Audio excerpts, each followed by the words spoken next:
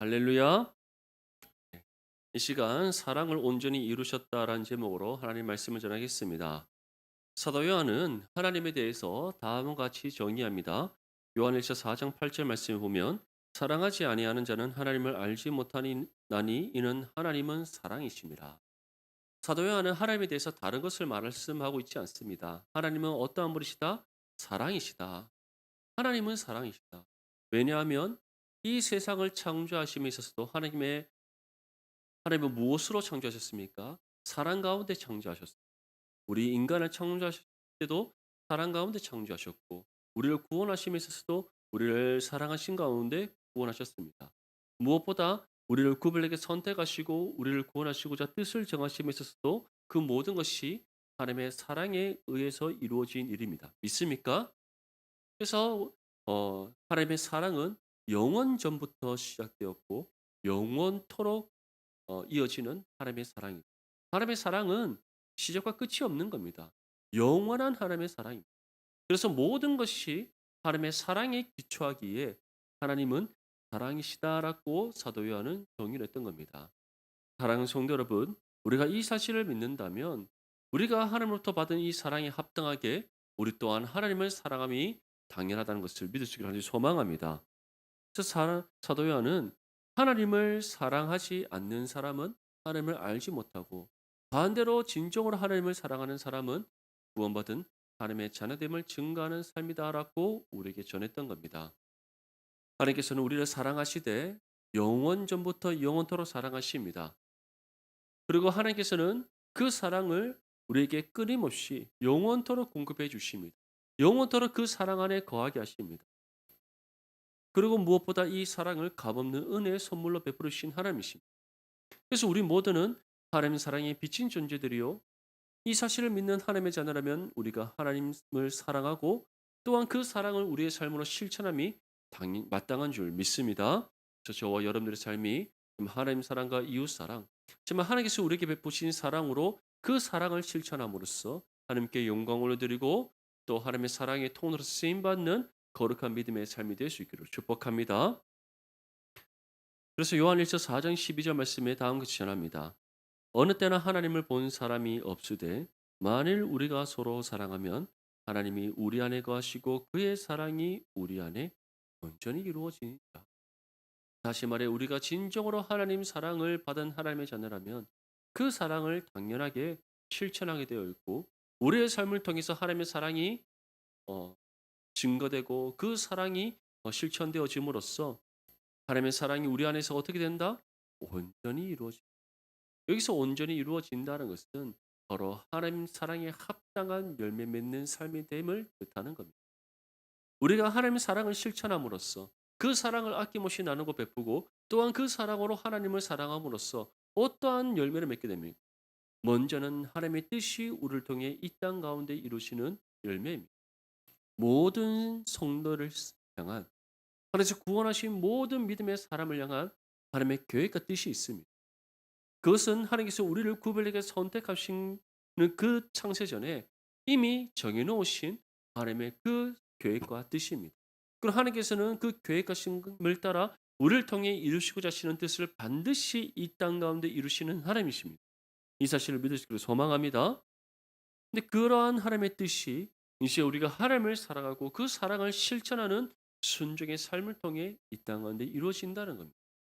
두 번째는 무엇이겠습니까? 바로 우리를 통해 구원의 열매가 맺어지는 겁니다. 우리가 한 몸이란 지체와 이웃을 사랑하고 우리가 그리스도의 사랑으로 이 세상을 섬겨나갈 때 우리의 삶을 통하여 하나님의 사랑이 세상 가운데 흘러가지 않겠습니까? 그 사랑을 경험하고 맛본 사람들 중 하나님 예배하신 영혼들이 주님의 품으로 돌아오는 것은 당연한 결과입니다. 믿습니까? 그렇다면 반대로 오늘날 왜 각 교회마다 전도가 되지 왜 그런 말 안 했습니까? 결국 다른 데 요인이 있지 않습니다. 우리가 하나님으로부터 받은 사랑을 실천하지 그 사랑을 세상 가운데 흘려보내는 통로로서 우리가 온전히 쓰임 받지 못하기 때문입니다. 하나님께서 우리를 사용하시지 않는 것이 아닙니다.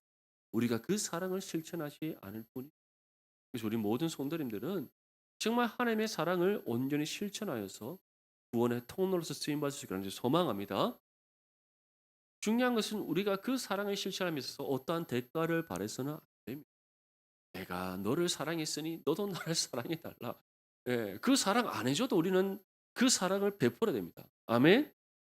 주님께서 우리에게 베푸신 사랑을 생각해 보십시오. 주님께서 내가 너희를 위하여 십자가를 질 테니 너희도 나를 위하여 십자가를 지라 이렇게 말씀하셨습니까? 아닙니다. 맞죠? 주님께서는 우리를 구원하시기 위해 자신을 전적으로 하나님께 온전히 드리시고 하나님의 하나님 아버지 뜻에 순종하심으로 그 십자가의 형벌과 죽음을 감당하신 예수님이십니다. 우리를 사랑하시는 그 사랑을 값없는 은혜의 선물로 베풀어 주셨고 그 사랑을 베푸심에 있어서 어떠한 요구나 조건이 없었습니다. 아멘. 그렇게 우리는 주님의 그 사랑에 비친 존재들이다라고 표현을 하는 겁니다. 그렇다면 우리 또한 주님의 사랑을 실천함에 있어서 누군가로부터 내가 너희를 사랑했으니 너희도 나를 사랑해 달라. 내가 너에게 이러한 사랑을 베풀었으니 너희도 나에게 이러한 사랑을 달라라는 그런 어떠한 요구나 조건을 제시하지 않아야 될 줄 믿습니다. 그 사람들이 우리를 사랑하지 않는다. 바울이 당한 것처럼 우리가 그 사랑을 실천하면서 세상으로부터 여러 가지 핍박과 환난과 고난의 고통이 있다 할지라도 우리는 주님의 그 사랑을 끝까지 믿음의 헌신 가운데 전해야 줄 믿습니다. 그러한 우리의 삶 가운데 하나님 놀라운 은혜의 역사를 일으켜서 구원에 합당한 열매 맺게 하실 줄 믿습니다. 우리 본문 13절 말씀 함께 읽겠습니다. 시작. 그의 성령을 우리에게 주심으로 우리가 그 안에 거하고 그가 우리 안에 거하시는 줄을 아느니라. 아멘. 이처럼 우리가 주님의 사랑을 실천하고 그 사랑을 세상 가운데 이루어감으로써 경험하게 되는 것이 있습니다. 어떤 은혜의 경험이 있다고 우리에게 전하고 있습니까? 성령이 우리 가운데 임하심을 깨닫게 되는 은혜의 경험입니다. 성령이 우리 가운데 임하셔서 함께 하신다는 사실을 깨닫게 되는 은혜. 어떻게 이것을 깨닫게 되겠습니까? 우리가 그리스도의 사랑을 실천하는 하나님의 사랑을 나누고 베푸는 삶을 살아가는데 세상으로부터 예기치 못한 시험을 당할 때가 있습니다. 환난이 있을 수 있습니다. 고난의 고통이 있습니다. 이것이 어떻게 우리에게 다가옵니까? 갑자기 나에게 예기치 못한 청천벽력 것 같은 어떤 삶의 문제가 일어나서 우리가 시험 당합니까? 물론 그럴 수 있겠지만 우리가 하나님의 사랑을 실천함에 있어서 세상으로부터 받는 시험과 환난과 고난의 고통이라는 것은 그들이 우리를 미워하는 겁니다. 우리를 대적하는 겁니다. 우리를 향해 손가락질하고 비난하고 조롱하는 겁니다. 다른 것이 아닙니다. 바울이 당한 것을 한번 생각해 보십시오. 바울이 어떻게 고백하고 있습니까? 내가 예수 그리스도의 복음을 전하였더니 유대인들이 나를 돌로 쳐 죽이려고 했다. 나를 대적했다. 그뿐만이 아니라 나의 사도권을 부정하고 그들이 나를 조롱하고 비난하여 그것을 끝나지 않습니다. 40에 하나를 감안한 매를 5번이나 맞고 태장도 맞고 돌로 맞고 강도를 만나서 가진 소유를 빼앗기도 하고 배를 타고 이동하는데 그 배가 파손하여 물에 빠져 죽을 뻔하기도 하고 감옥에 갇히기도 하고 정말 여러 많은 숱한 고난을 당했던 바울이 바울을 향해서 못생겼다라고 비난하기도 하고 말 못한다라고 조롱하기도 하고 근데 바울이 진짜 말을 못했겠습니까? 언변의 은사가 없겠습니까? 아닙니다. 바울이 어떤 사람입니까? 가말리엘이 다시 말해 당시의 유대교의 랍비들 중 최고의 학자라고 말하는 가말리엘의 수제자가 누구입니까? 바울입니다. 지식적으로만 뛰어난 것이 아니라 가르침에 있어서 또는 사람들을 선동함에 있어서 둘째가라면 서로하는 사람이 누구입니까? 바울입니다. 스데반을 돌로 쳐 죽이는 일에 앞장서서 사람들을 선동하여 그 일을 이룬 사람이 누구입니까? 바울입니다. 사내들인 공회를 찾아가서 대제사장으로부터 다메섹에 있는 그리스도인들을 붙잡아 옥에 가두는 일을 위하여 그 공문을 받아낸 사람이 누구입니까? 바울입니다. 바울은 다시 말해서 언변에 있어서 둘째가라면 서러운 사람입니다. 그런데 바울을 어, 대적하는 사람들이 바울을 정말 무시하고 또 바울의 바울됨을 인정하지 않기 위해서 바울의 사도됨을 인정하지 않고 바울로 인해서 일어나는 여러 많은 복음의 역사들을 그들이 부정하기 위하여서 이처럼 바울을 비난하고 모함하고 모욕했던 겁니다. 그런데 바울이 그들을 육신의 방법으로 대적했습니까? 아닙니다. 그런 모든 복음으로 인한 그리스도의 사랑을 전함에 있어서 받는 그 모든 시험과 환난과 고난의 고통을 그는 자랑으로 여겨 그리스도의 흔적으로 믿으시기를 소망합니다.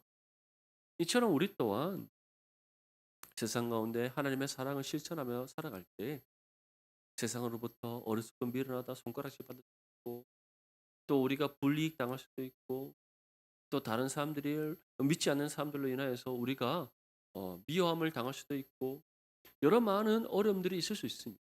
하지만 그러한 가운데 우리가 무엇을 경험하게 된다? 성령이 우리 가운데 함께 하심을 경험.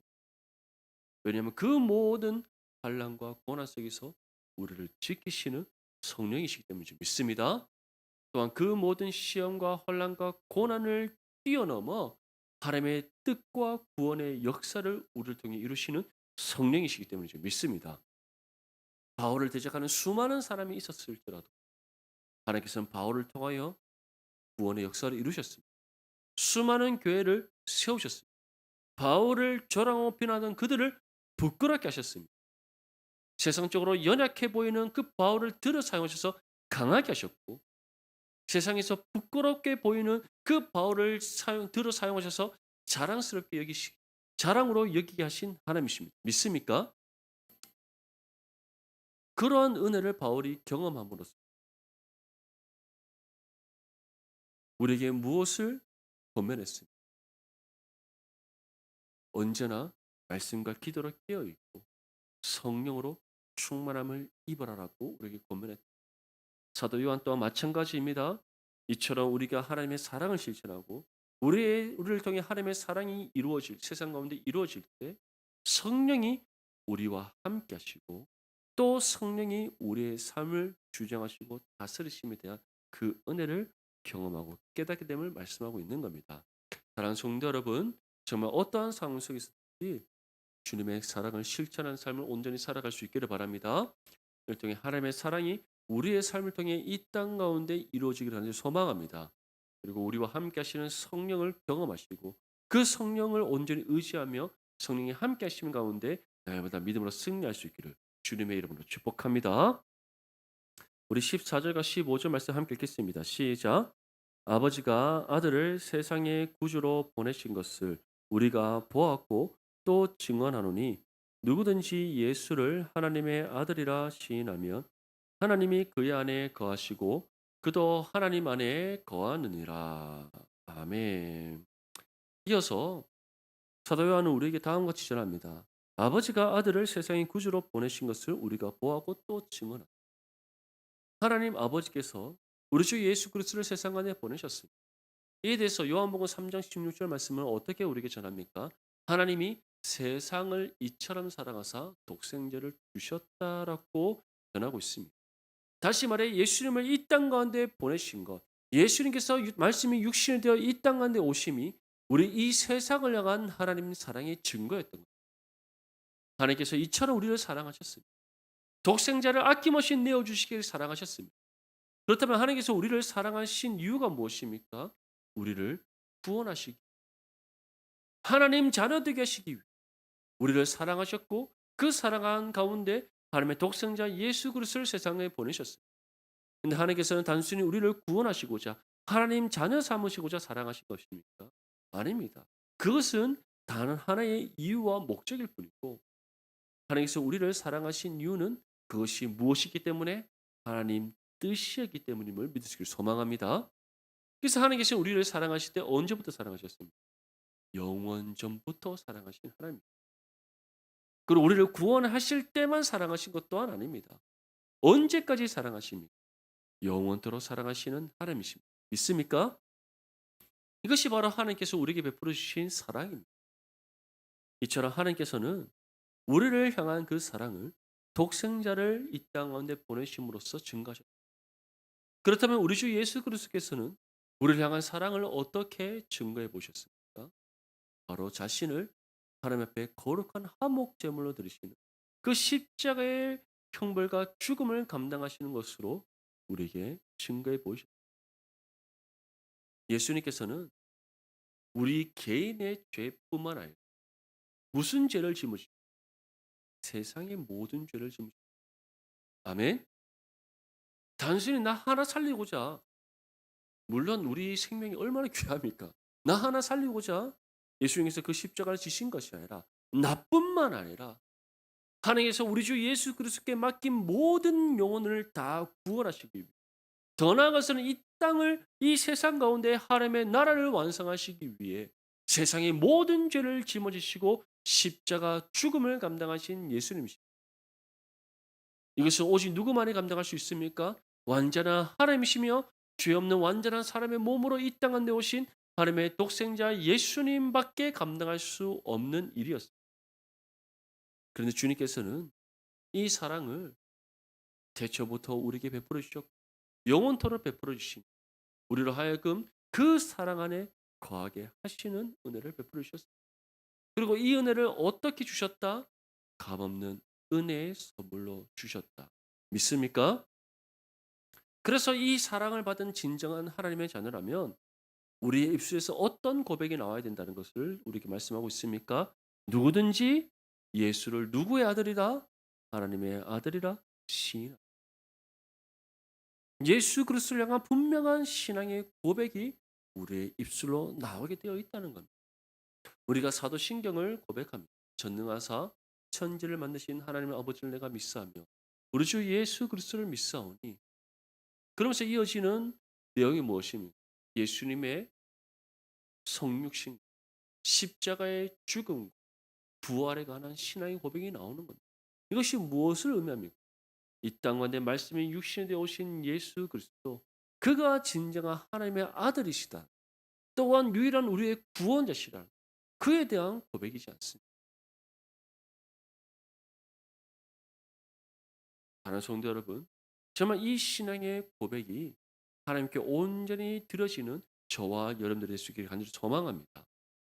이 믿음의 고백을 우리가 드리고 이 믿음의 고백대로 우리가 주님 앞에 살아감으로써 우리가 무엇을 세상 가운데 나타내 보이게 됩니까?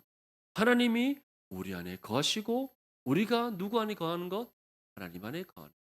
그것을 우리가 세상 가운데 나타내 보이게 된다는 것. 우리의 삶을 한번 돌아볼까요? 우리 삶을 통해서 우리가 하나님 안에 있다는 것을 나타내 보이고 계십니까? 또한 하나님이 우리와 함께 하심을 세상 가운데 나타내 보이고 있습니다. 아니면은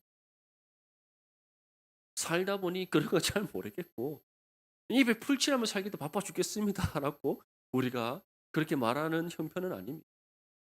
원하기로는 우리가 예수님을 향한 그 믿음의 고백을 삶으로 온전히 실천해서 하나님이 우리와 함께 하시며 우리가 하나님 안에 거하고 있다는 것을 세상 가운데 나타내 보일 수 있기를 소망합니다.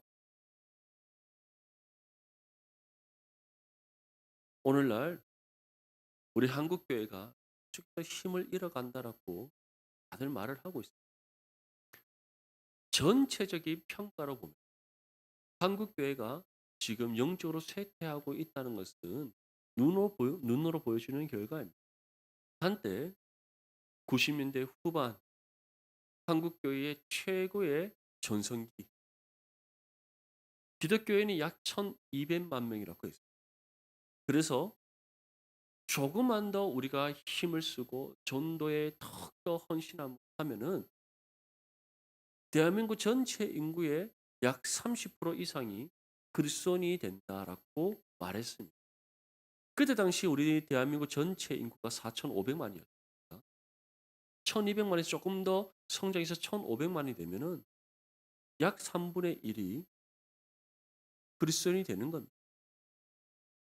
전 세계에 있어서 단 한 번도 일어나지 않은 놀라운 역사를 대한민국이 이루게 된다라고 다들 주장했습니다. 그런데 어떻습니까? IMF 이후로부터 교회가 쇠퇴하기 시작합니다. 그 이전까지 한국 교회를 휩쓸고 다녔던 하나의 신앙이 있었는데 기복주의 신앙.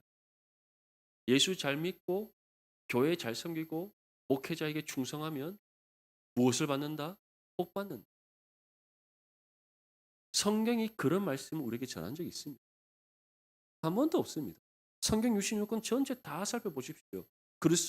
그리스도인이 걸어가는 길은 세상에 이 땅에서 받는 복된 길입니까? 아니면 하나님 나라의 복된 길입니까? 하나님 나라의 복된 길입니다. 근데 그 복된 길이 세상에서는 어떠한 길입니까? 고난의 길. 아멘. 그래서 우리가 걸어가는 길이 어떠한 길이다? 주님 말씀하신 대로 좁은 길입니다. 좁고 협착하여 아무나 걸어갈 수 없는 길이고 주님 걸어가신 길을 뒤따라 걸어가는 길입니다. 주님 어떤 길 걸어가셨습니까? 이 땅의 왕 중의 왕으로서 높임받고 사람들로부터 섬김받고 정말 온갖 부귀영화 누리는 삶이셨습니까? 아닙니다. 머리 누일 것 하나 없으신 예수님이셨고 가진 것 없으신 예수님이셨으며 가장 낮고 낮은 자의 모습으로 오신 예수님이셨습니다. 아멘. 예수님 당시에 헤롯 대왕은 정말 화려한 헤롯 궁전에서 온갖 부귀영화 다 누리고 사셨지만 예수님께서는 가장 가난한 사람들이 모여 사는 갈릴리 나사렛 출신. 그 중에서도 천하고 천하 목수의 집안의 아들로 태어났습니다. 그리고 예수님께서는 화려한 궁정에서 태어나신 것이 아니라 베들레헴 마을 구육관에서 태어났습니다. 그것이 무엇을 의미하는 겁니까? 예수님 믿고 살아가는 신앙의 삶. 세상의 부귀영화 내려놓고 하나님의 영광을 위하여 자신의 삶을 헌신하는 삶. 그 삶은 세상으로부터 미움받고 스스로 자기 십자가를 지고 그 십자가의 고난의 길을 걸어가는 삶. 우리 믿음의 선지들은 그러한 삶을 살았습니다. 그런데 교회가 경제 성장과 함께 부흥을 맞이하고 그 부흥 가운데 기복주의 신앙이라는 예수 잘 섬기면 이 땅에서 복 받는다라는 잘못된 그 신앙의 가치관이 교회를 휩쓸어 버려요. 그런데 IMF가 정말 그것이 틀렸다는 것을 우리에게 보여주는 중요한 결과의 시초였던 거예요. 그때로부터 한국 경제가 어려워지고 또 예수 믿으면 복 받는다라는 그 진리가 그 사람들이 믿고 있던 그 잘못된 그 진리가 틀렸다라는 증거가 속속들이 드러나기 시작. 그러면서 많은 사람들이 교회를 떠납니다. 왜냐? 지금까지 그 사실 하나 붙잡고 살아왔는데 부정을 당하니까 그와 함께 신앙도 잃어버리고 하나님 원망하고 다시는 내가 교회로 발걸음 하나 보라 하면서 다 떠나버렸어요. 제가 중고등학교 시절 때도 그렇게 교회를 떠나시는 분들 정말 많이 봤어요. 더 이상 이제 교회에 다니면 예수를 잘 믿으면 복 받는다. 세상의 복을 많이 받는다. 이것은 통하지 않는 시대가 왔어요. 그런데 이러한 시대적인 상황이 교회에게 불행만을 가져왔다. 그렇지 않습니다. 그러한 일들로 인하여 교회가 다시 말씀으로 돌아가기 시작했습니다. 교회가 정말 말씀으로 회복되기 위하여 그 걸음을 돌이키기 시작했습니다. 말씀으로 깨어나기 위하여 헌신하기 시작했습니다. 비록 숫자적으로 봤을 때는 이전보다 쇠락했을지 모릅니다. 오히려 내적으로는 교회가 단단해지고 건강해지고 바르게 세워져 가고 있다는 것을 분명히 믿으시길 소망합니다. 이번에 우리가 장로님과 함께 선진교회 탐방 갔을 때 우리는 그것을 확인했습니다. 한쪽에는 수십만 명이 모여서 십몇만 명이 모여서 이태원에서 그 하루 귀신을 섬기고 막 이상한 치장을 하고 정말 사탄의 그 미혹에 빠져서 할로윈 데이를 즐기고 수천 명의 청년들이 하나님께 나오고 예배하고 아멘. 정말 놀라운 역사지 않습니까? 이제 그 은혜의 역사 우리 내당 중보교를 통해 이 땅 가운데 이루어지기를 소망합니다. 근데 그러한 역사가 어디에서부터 시작되는 오늘 사도 요한이 우리에게 전하듯이 예수님을 나의 구주라 신하는 신앙 고백을 삶으로 실천하고 이를 통해 하나님이 우리 안에 거하시고 우리가 하나님에 거하는다는 사실을 증거하는 믿음의 삶을 통해 이루어진다는 것을 믿으시기를 바랍니다. 그래서 저와 여러분들이 바로 이러한 믿음의 삶을 살아냄으로써 정말 하나님의 은혜의 통로, 하나님의 구원의 역사를 이루어가는 거룩한 믿음의 삶이 될 수 있기를 축복합니다. 우리 마지막으로 16절과 17절 말씀 함께 읽겠습니다. 시작. 하나님이 우리를 사랑하시는 사랑을 우리가 알고 믿었노니 하나님은 사랑이시라. 사랑 안에 거하는 자는 하나님 안에 거하고 하나님도 그의 안에 거하시느니라.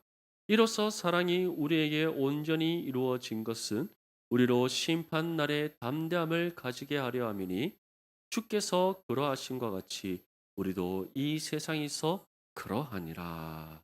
아멘. 사도 요한은 우리가 하나님 사랑을 갑작스럽게 받은 것이 아니다라고 전합니다. 하나님이 우리를 사랑하시는 사랑을 우리가 알고 믿었다라고 전합니다. 여기서 알고 믿었다라는 것은 하나님 사랑이 우리에게 먼저 주어졌다. 하나님 사랑이 우리에게 먼저 주. 다시 말해서 우리가 아무것도 모르는 채 어느 순간 갑자기 하나님 나를 사랑하시는구나. 이것이 아니라 하나님께서는 우리를 분명히 인격적으로 만나 주시고 그 만남 가운데 우리를 향한 하나님의 사랑을 인격적으로 경험하게 하시는 하나님이심을 뜻하는 겁니다. 사랑하는 성도 여러분, 남녀가 사랑하면서도 불현듯 갑자기 스파크 팍 떠서 첫눈에 반하는 사랑, 그거 솔직히 사랑이라고 할 수 있습니까? 그냥 그것은 갑작스런 이성적 호감에 끌리는 것이지 그것을 가리켜 우리는 사랑이라고 하지 않습니다. 사랑은 한 사람과 한 사람의 인격적인 교제와 만남 속에서 그 사랑의 감정이 싹팀으로써 가지게 되는 겁니다. 마찬가지로 하나님께서는 어느 날 순간 갑자기 딱 잡아서 내가 너를 사랑하니 너도 나를 사랑하라. 이렇게 불현듯 통보하시지 않습니다. 왜 바울이 말씀을 들음으로 믿음을 얻는다라고 로마서에서 우리에게 말씀하겠습니다. 그것은 다시 말해서 하나님은 끊임없이 우리를 부르시고 그 부르신 가운데 우리로 하여금 주님의 품으로 나올 것을 요청하시는 그 두드리심이 있다는 거예요. 그것을 가리켜 우리는 하나님께서 우리를 만나 주시기 위하여 던지시는 신호다. 또는 하나님께서 우리를 부르시는 그 부르심이다라고 우리는 표현을 하는 겁니다. 그러한 가운데 우리 정말 하나님의 때에 우리의 마음의 문을 여시고 그 마음의 문이 열림으로써 우리가 주님을 인격적으로 만나 그 인격적인 만남 속에서 우리를 향한 하나님의 사랑을 우리가 경험하고 깨닫게 되는 겁니다. 아멘. 그래서 하나님은 인격적인 분이십니다. 강압적이시고 권위적이시고 막 내 마음대로 다 한다 이런 분이 아니라 굉장히 인격적이시고 그 누구보다 인격적이시고 그 누구보다 인자하시고 그 누구보다 사랑이 충만하시고 아멘. 그래서 우리는 그러한 하나님의 인격적인 만남을 통해 사랑을 경험하게 되고 그 사랑의 경험을 통해 우리는 무엇을 깨닫게 된다? 하나님 사랑을 알게 된다. 그리고 그 가운데 우리가 무엇을 선물로 얻습니까? 믿음을 선물로 얻는다. 그래서 사도 요한은 우리를 사랑하시는 그 사랑을 우리가 알고 믿어. 그리고 난 후에 우리의 입술에서 들으시는 고백이 있습니다. 하나님은 어떠한 분이시다? 사랑이시다. 하나님은 이 고백과 함께 우리는 정말 내가 하나님 사랑 안에 내가 하나님 안에 거하고 있습니다. 하나님 또 나의 안에 임하셔서 함께 하십니다. 이 믿음의 고백을 드리게 됩니다. 그리고 이 믿음의 고백 가운데 이제 우리는 본격적으로 하나님의 사랑을 세상 가운데 실천하게 됩니다. 하나님을 먼저 온전히 사랑. 또한 하물며 지체와 나의 이웃을 내 몸같이 사랑하는 그 그리스도의 사랑의 실천이 우리의 삶을 통해 이루어집니다. 그 사랑이 이루어짐으로써 하나님의 뜻이 우리를 통해 이 땅 가운데 하나님 예배하신 영혼들이 주님의 품으로 돌아오는 놀라운 구원의 역사가 이루어진다는 것 믿으시길 소망합니다. 하나님께서 이처럼 이러한 하나님의 사랑을 경험케 하시고 이 놀라운 하나님의 사랑이 우리의 삶을 통해 이루게 하시는 또 다른 이유가 있습니다. 이에 대해서 17절 말씀 보면 다음과 같이 나옵니다. 우리로 심판날에 담대함을 갖게 하려. 여기서 심판날은 두 가지입니다. 첫 번째는 우리의 육신의 삶이 끝나는 그 순간을 뜻하는 거죠. 또 다른 하나는 주님 다시 이 땅 가운데 오셔서 이루실 최후 심판의 날을 가리킵니다. 근데 중요한 것은 우리의 육신의 삶을 마치는 그 순간이든 주님 다시 이 땅 가운데 오셔서 최후 심판을 내리시는 그날이든 우리는 그 모든 하나님의 심판에서 자유합니다. 그 이유가 무엇입니까? 패스오브. 우리로 하여금 그 심판을 넘어가게 하신 구원이 이미 우리 가운데 임했기 때문에 믿을 수 있고 소망합니다. 그렇게 우리가 정말 하나님의 사랑을 알고 믿었습니다. 하나님이 나의 안에 거하시고 내가 하나님의 거하심을 믿고 고백하면 그 믿음의 고백대로 살아감으로써 하나님의 사랑을 이루는 믿음의 성도는 하나님의 심판을 두려워하지 않습니다. 오히려 하나님의 심판이 임하는 그날이 우리가 정말 하나님의 나라에서 완성된 하나님의 나라에서 완전한 부활의 모습으로 영원한 삶을 살아가는 영광스러운 날임을 믿기에 오히려 그 날을 소망하며 살아갑니다. 아멘. 정말 이 사실을 믿는 믿음 가운데 정말 하나님 나라의 소망 굳게 붙잡고 살아가는 저와 여러분들이 있을 건지 소망합니다. 이처럼 하나님의 사랑 안에 거 또 그 사랑을 실천함으로써 하나님 뜻과 구원의 역사를 이루어가는 믿음의 성도는 이 땅에 소망을 두지 않습니다. 영원한 하나님 나라의 소망 붙잡습니다. 이 땅의 육신의 삶으로 다른 누군가와 나를 비교하지 않습니다. 하나님 사랑 안에서 오직 하나님 주신 은혜에 만족하며 하나님께 감사와 영광과 찬송을 올려드리는 믿음의 삶을 살아갑니다. 무엇보다 나의 나됨을 자랑하는 것이 아니라 믿음의 겸손함으로 그리스도의 복음만을 자랑하는 삶을 살아갑니다. 그리고 그리스도의 사랑을 믿음으로 온전히 실천하여서 하나님의 뜻과 구원의 역사를 이루어가는 믿음의 삶을 살아갑니다. 정말 저와 여러분들이 바로 이와 같은 믿음의 삶이 되어서 먼저는 하나님께 영광 올려드리고 착하고 충성된 줄에 칭찬받는 믿음의 삶이 될 수 있기를 주님의 이름으로 축복합니다.